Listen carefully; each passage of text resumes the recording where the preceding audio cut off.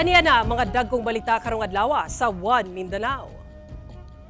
Wreckage sa missing Philippine Air Force FA-50 fighter jet nakit-an sa kalasangan sa Mount Kalatungan, Bukidnon. Patayng lawas sa duha ka mga piloto. Nakita sa 15 anyos nga lalaki. Patay human ang sinumbagay tali laing menor de edad nga lalaki sa Cagayan de Oro City. Apan Cagayan de Oro City Police dunay pagpaklaro subay sa death certificate sa biktima.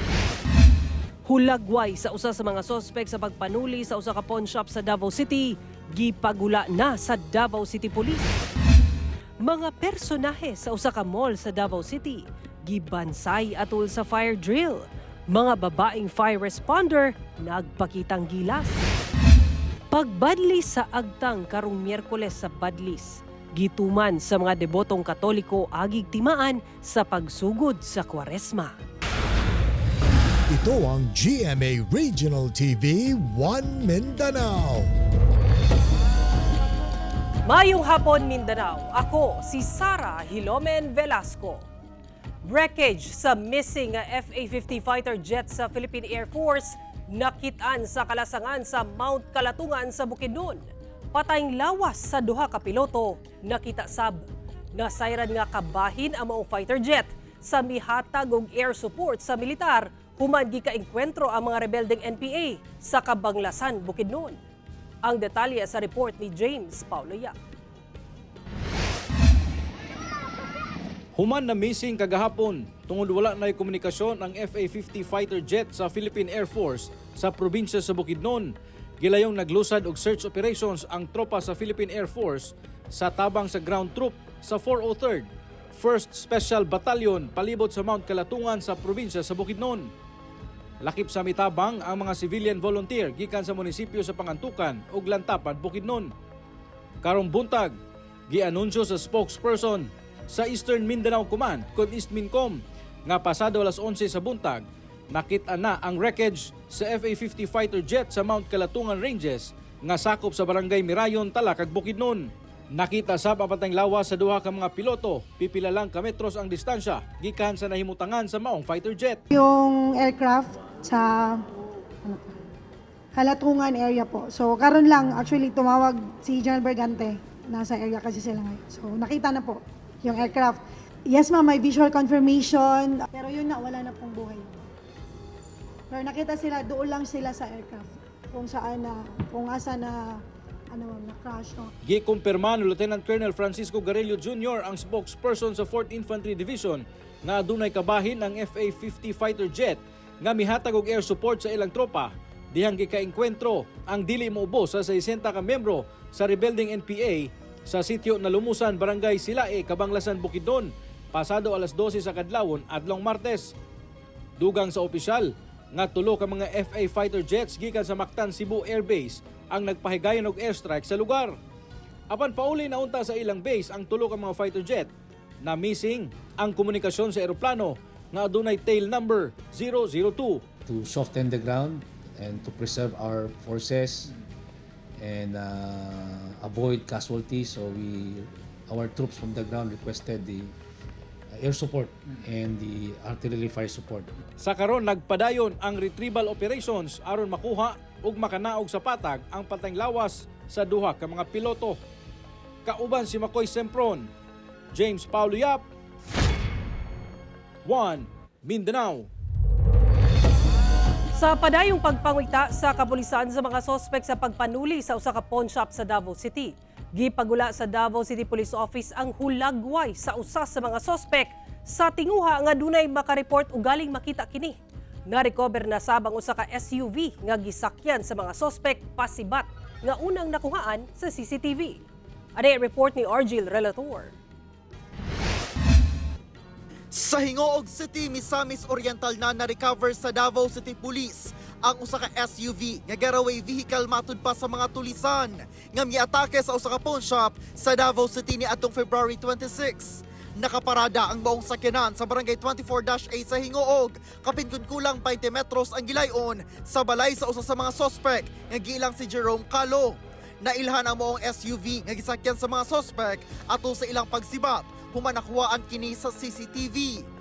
Nakuha po nato dito ang katong nakuha nato nga CCTV kung sa to siya nga plate number sa Innova mao pod same nga nakuha nato dito sa area sa maong nga suspect, sir. Wala na siya dito, sir. Samtang ipagawas na sa Davao City Police ang hulagway ni Kalo, agig panawagan sa katawhan nga kung dunay makakita sa maong suspect, gilayong i-report kini kanila. Una na nga mihatag ang kapulisan og reward nga 100,000 pesos sa kung kinsa man ang makahatag og impormasyon sa matag usa sa mga suspect nga mo resulta sa pagkasikop nila. Wala sab gisirado sa otoridad ang posibilidad nga sobra pa sa udom ang sakop sa grupong nanulis sa pawn shop. Nakig-koordinar na ang Davao City Police sa LTO sa pag-ila sa tag-iya sa maong SUV, lakip ang tag-iya sa motorsiklo, nagigamit sab nga getaway vehicle. Isolated case and then gipaningkamutan sa Davao City Police Office. Makita man po ninyo ang pagpaningkamot sa Davao City Police Office para ma-solve kining insidente. Kauban si Melchor Awing sa kamera. Ako si Argil Relator. 1 Mindanao. Gisugda na sa simbahang Katoliko ang pag-obserba sa Lenten season o panahon sa Kwaresma, pinaagi sa pagpabadlis karong Ash Wednesday. Atong saro ng detalye na ini sa live report ni Argil Relator. Argil. Sara, midagsa ang mga debotong Katoliko sa mga simbahan aron nga magpabadlis sila karong Ash Wednesday. 5 kahugna sa misa ang gipahigayon karong Ash Wednesday sa San Pedro Cathedral sa Davao City. Ang Ash Wednesday mao'y sinugdanan sa pag-obserba sa Lenten season o ang Kwaresma. Usa-usa nga nagpabadlis og abo nga krus sa agtang ang mga manimbahay. Ang abo gikan sa abo sa gipangsunog nga lukay nga gibasbasan sa milabay nga Palm Sunday sa miaging tuig. Daghang mga Davaoenyo gayod ang mitambong sa matag misa. Ang pagtambong sa misa kay usa lamang sa mga naandang buluhaton sa mga Katoliko panahon sa Kwaresma. Sa tradisyon sa mga Katoliko, ang Kwaresma kay usa ka liturgical season sa pagpenitensya, pagpuasa ug pag-ampo na ginaobserba sulod sa 40 ka adlaw hangtod sa Easter Sunday. The spiritual meaning of fasting means interior cleansing, purification of our hearts. Paglimpyo, paghugas sa atong kasing-kasing nga may tinugdan o diha. Gitawag nato ni siya depository sa ato ang mga sala. O nga natong hawason atong limpyuhan pinaagi sa tawag sa paghinulsol. Panahon sab sa Kwaresma, ginaauhag ang mga Katoliko nga mas palawmon pa ang ilang pagtuo sa labang makagagahom pinaagi sa pag-ampo o pagtabang sa isig katao. Gawa sa pagtambong sa mga misa ug pagpangumpisal, lakip sa ginahimo sa mga Katoliko ang pagsalmot sa charitable works ug paglikay sa pagkaon ug karne matag Biyernes. Sara, sumala sa San Pedro Cathedral nga mohatag sila og ikong panahon sa katawhan nga makakumpisal gikan las 4 sa hapon sa Miyerkules hangtod Biyernes aron nga matagan ang katawhan o gataas-taas nga panahon ug mas daghan sab ang makakumpisal sugod sunod semana. Sara. Okay, daghang salamat, Argil Relator. Atong sayro ng dugang pang mga balita sa Mindanao. Makauban nato si Cyril Chavez live sa Cagayan de Oro City. Cyril. Salamat, Sara. Usa ka police major og laing duha ka mga kaubanang lalaki ang dakpan sa kapulisan sa Misamis Occidental. Human misulay pagpalusot og mga smuggled nga sigarilyo. Ang detalye sa report ni James Paulo Yap. Gipara sa mga personahe sa Misamis Occidental PNP Maritime Unit RSOU 10 ug Misamis Occidental Provincial Police Office kining usa ka sakyanan sa usa ka Comelec checkpoint sa poblasyon Sinakaban, Misamis Occidental pasado alas 5 sa buntag adlawng Sabado. Imbes nga muhunong, mipakusog pakunog padagan ang sakyanan, hinungdan nga gigukod sa kapulisan nga miabot pa sa Oroqueta City ang ginukdanay. Dihang naapsa na kini sa kapulisan, tulo ka mga personalidad ang nadakpan, lakip pang usa ka aktibong police major, kisa nakadestino matud pa isip hepe sa usa ka municipal police station sa Zamboanga del Sur. Ang initial violation po nila actually is disobedience in violation of Article 151, disobedience to agents of person in authority. Doon sa pag hindi nila pagtigil sa checkpoint. Opo, kasi po SOP po naman natin yun na mayroon po tayong checkpoint. Alam po naman natin na legit ito. Pagrekisa sa ilang sakyanan, mitambad kanila ang 26 ka mga kahon sa gituohang palusot nga smuggled nga sigarilyo nga gitabunan ng itom nga trapal. Ang tulo ka mga dinakpan nakakustodiya na sa Oroqueta City Police Station. Ginapaningkamutan pa sa GMA Regional TV1 Mindanao nga makuha og komento ang maong opisyal ug kaubanan niini apan wala pa kini mihatag og pahayag.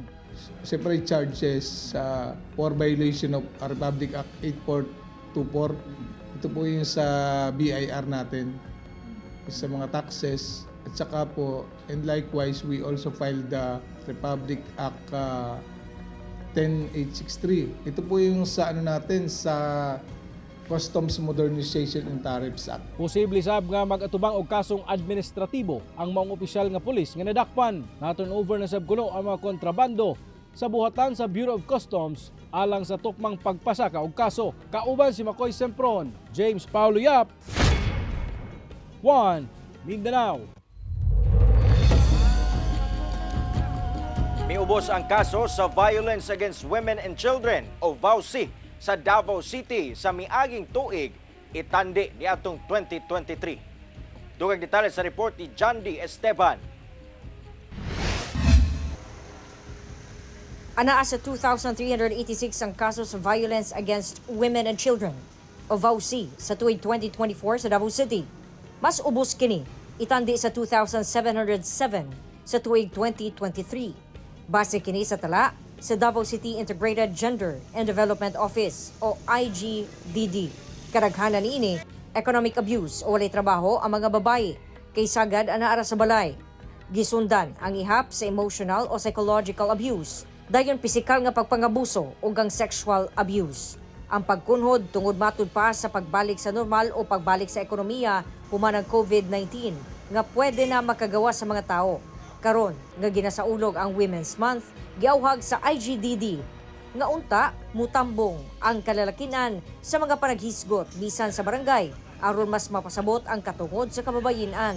Hikayato nato ang mga lalaki nga mas mo-participate, mas maminaw sa mga issue sa mga babae ug paano sila makakontribute kay kani man gyud ang atong allies, no? Sa pagdismantle sa lain-lain nga beliefs, mga misconceptions ug lain-lain nga barriers, no, to development sa kinabuhi sa usa ka babae.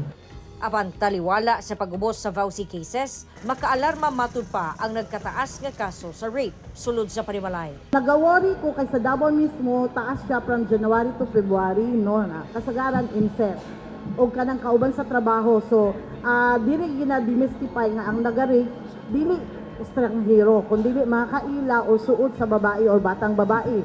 Ang Department of Social Welfare and Development Office Region 11 nagpahibalo sa kababayenan nga doon na sila mga programa o serbisyo alang kanila, ilabi na kung sila biktima sa pagpag-abuso. Have a psychosocial counseling, no? Ginanga mo ang first na intervention na ginahatag sa mga gender-based violence ng mga clients, victims. Referral to crisis intervention section. So, mo na to siya kang financial assistance. If in case na, depende po sa needs po sa to ang GBV na mga victims na clients.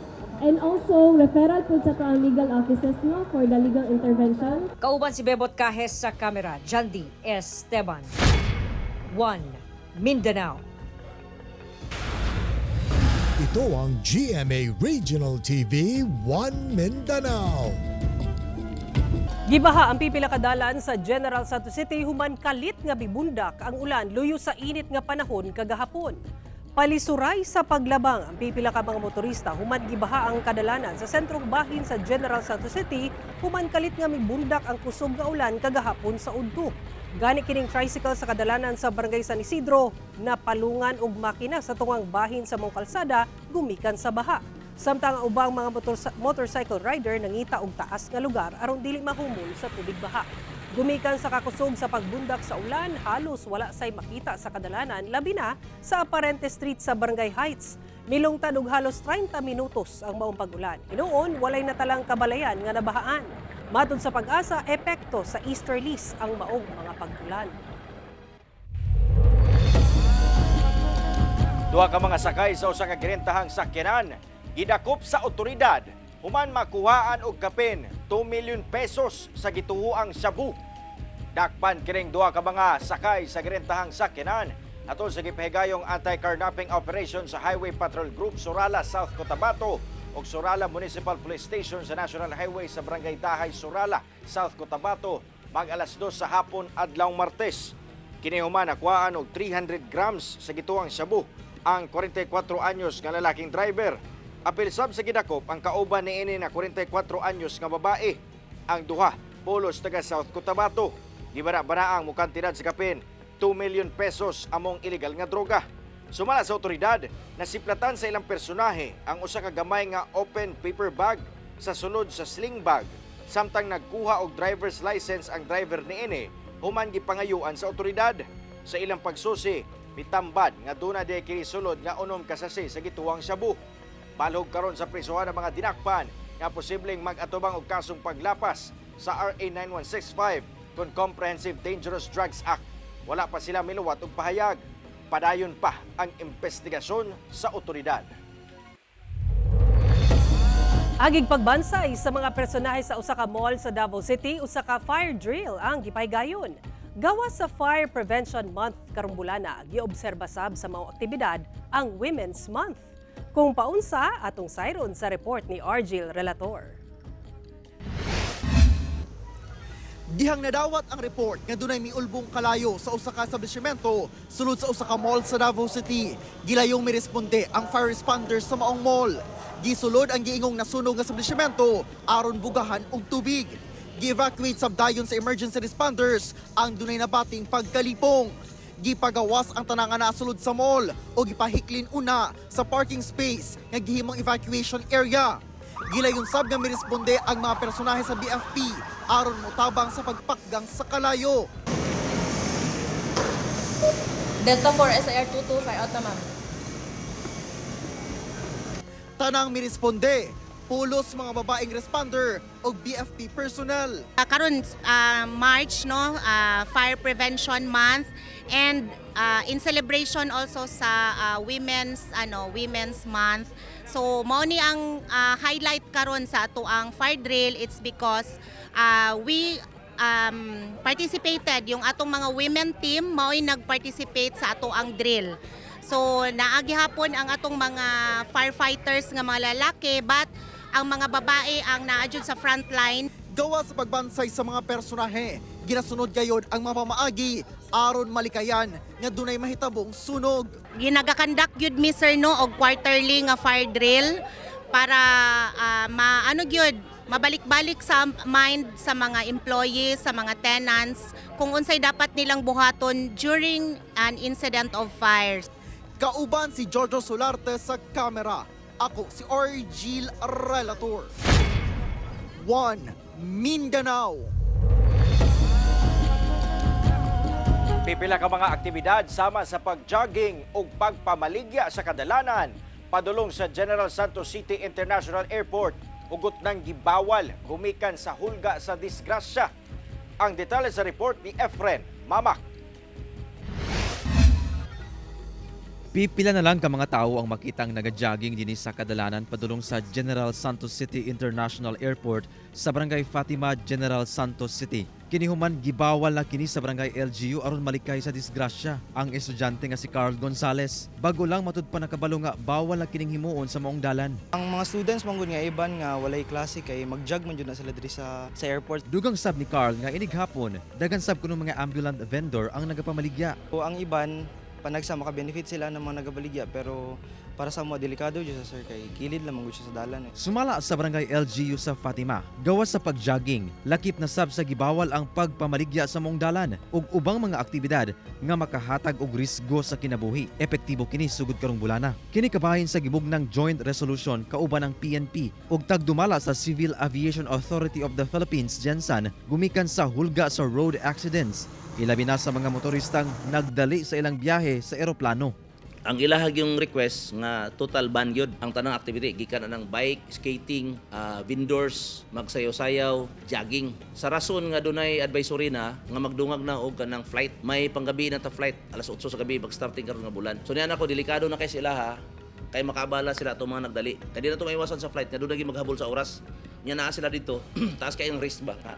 Posibleng madisgrasya sila. Gawas sa hulga sa disgrasya, paagi sab matud pa kini aron mapakgang ang mga ilegal nga aktibidad sa mong lugar, sama sa pag-drug race ug paghitak sa ilegal nga droga ug uban pa. Na-observe mo, pila na siya ka simana, nagdaghan. Base sa data, nanggawas ang daghang klase sa activity nga illegal.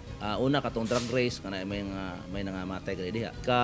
Duha nga bugat nga isyu nga gibasihan namo. Katong mga na-recover namo nga mga residues sa suspected nga drugs. Sa karon nakatagdang magmuntar ang otoridad ug mga signage kalabot sa mga ginabawal nga aktibidad alang sa kasayuran sa tanan. Lakip na sab ang pagmuntar og police box kung asa magdugang og mga personahe sa barangay aron makontrol ang pagsulod sa tao. Kauban si Gary Balantay ug Bong Vicencio, Efren Mamak, One Mindanao. Ito ang GMA Regional TV 1 Mindanao. Nagpadayon ang problema sa lehitimong magdumala sa Cagayan de Oro City Water District kon COWD. Gani duha ka gingong sila ang matuod nga general manager ang mitungha sa maong buhatan. Ang detalye sa report ni James Paulo Yap. Naglibog na karon ang mga empleyado sa Cagayan de Oro City Water District kon COWD tungod sa paglingkod sa duha ka mga general manager. Sila mao si Interim General Manager Fermin Harales kinsa gi-extend ang iyang termino sa Local Water Utilities Administration kun LUA ug ang Assistant General Manager for Operations sa COWD nga si Engineer Edna Nahial kinsa gitudlo matud pa nga Acting General Manager sa Set Aside Board of Directors sa COWD. Gibarugan ni Harales nga siya paghihapon ang magdumala sa COWD ubos sa kamanduan sa LUA. Pagpadayon ta paghimo ana gawas kung naay other orders from LUA. In the meantime that it is extended, we shall serve. Base sa gipagawas nga statement sa Local Water Utilities Administration kun LUA nga wala sila laing giilang nga general manager sa COWD, gawas kang Harales. Apan gisupak kini ni Nahial ug namugos nga siya na ang magdumala sa COWD sugod karong adlaw tungod na humana ang termino ni Harales niadtong Biyernes, Pebrero 28. Wala sad ta maka-receive og implementation order. The said implementation order should be signed by the administrator of LUA. Just like the implementation order the Attorney Salonga signed for Metro Cebu Water District. Samtang nagprotesta sab kining grupo sa mga konsumante sa COWD gawas sa maong buhatan. Ilang giprotestahan ang kalit nga pagsaka sa ilang balay runon sa konsumo sa tubig. Sumala nila nga nagpasaka og singil sa tubig ang COWD nga wala nagpahibalo. Akong anak magsigig reklamo nga, uy, usap niya ito kurente nga, aw tubig ganong kadako na ba kayo ani? Na, mo inani di ay nga kuhan. Murag isugdan na nila kay, pero wala lang sila naghatag og notice. Walay atong gi-implementar nga increase sa water rates gikan sa pagsugod sa May 2024, May 29, 2024 hangtod karon. Wala kita gi-implementar. Gitubag sab ni Harales ang Commission on Audit Observation Memorandum nga nadawat sa iyang opisina. Sumala sa opisyal nga wala kunoy irregularidad, apan aduna lay mga dokumento nga kinahanglang isumiter sa buhatan sa COA. Sa karon nagpabiling normal ang operasyon sa Cagayan de Oro City Water District. Kauban si Makoy Sempron, James Paulo Yap, One Mindanao. Giila nga si Asia's Phoenix nga si Morissette nagtinguha nga mas ilhon ang talentong tatak bisdak pinaagi sa iyang advokasya. Inspirasyon luyo sa bagong single nga Ihilak Lang Na iyang gipaambit. Ani report. Pipila lang kini sa mga single nga mitatak sa industriya sa musika dinhi sa Pilipinas. Dili lang sa Asya, apan miabot na ang tingog sa nag-inusarang Asia's Phoenix nga si Morissette sa tibuok kalibutan. Apan nasayod ba kakapuso nga usa ka proud born and raised Cebuana ug proud Bisaya si Morissette? Gani ning bag-o lang, gipasigarbo niya ang bagong single nga Ihilak Lang Na ubos sa Underdog Music Philippines. ayun, like I'm just very, very happy that these collaborations are finally coming together and we'll be able to push for Bisaya music together. Sumala niya, pinaagi sa iyang talento sa pag-awit. Tinguha niya nga maila ang talentong tatak Bisaya sa tibuok kalibutan. And so I'm proud to be able to share that with everyone. Share na yung mga bisdak, mga hardworking yan. Sulod sa 15 ka tuig sa music industry, giangko ni Morissette nga ubay-ubay usab nga mga problema ang mihagit sa iyang singing career. Matod niya, #relate much siya sa matag lyrics sa iyang bag-ong single nga gipromote karon, ang Ihilak Lang Na. Daghan pa ang angay atangan kang Morissette karong tuig 2025.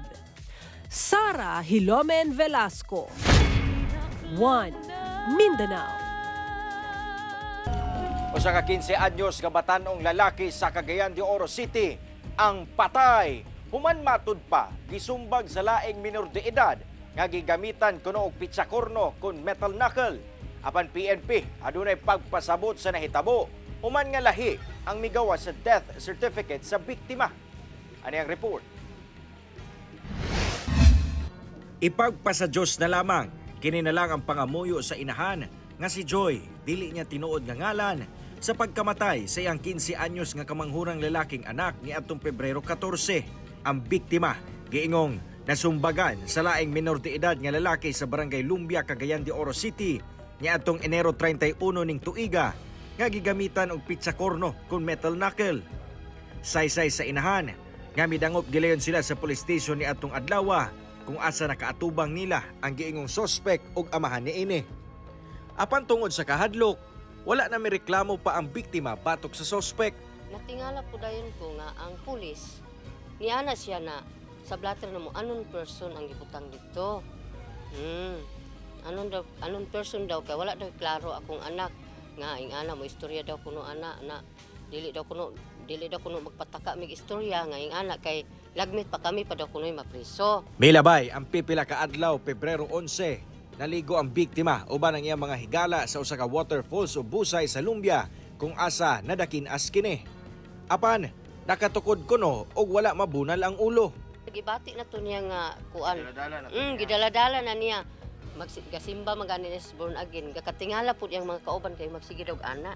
Naunsa din imong kuan sakit lagi daw.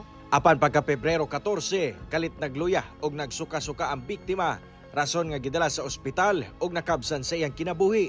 Apan sumala sa Lumbia Police Station, giasikaso kuno nila ang reklamo sa inahan ni atong tungura. Sila pa ang namugos nga ipadayon ang kaso diyang miatras sila sa reklamo. Diyang mikatag sa social media ang istorya nga namatay ang biktima tungod sa pagpanumbag. Giimbestigahan gilan kini sa kapulisan. Eksklusibong gihatag sa PNP sa GMA Regional TV 1 Mindanao ang kopya sa death certificate kung asa nakabutang nga traumatic brain injury secondary to fall ang rason sa pagkamatay sa biktima.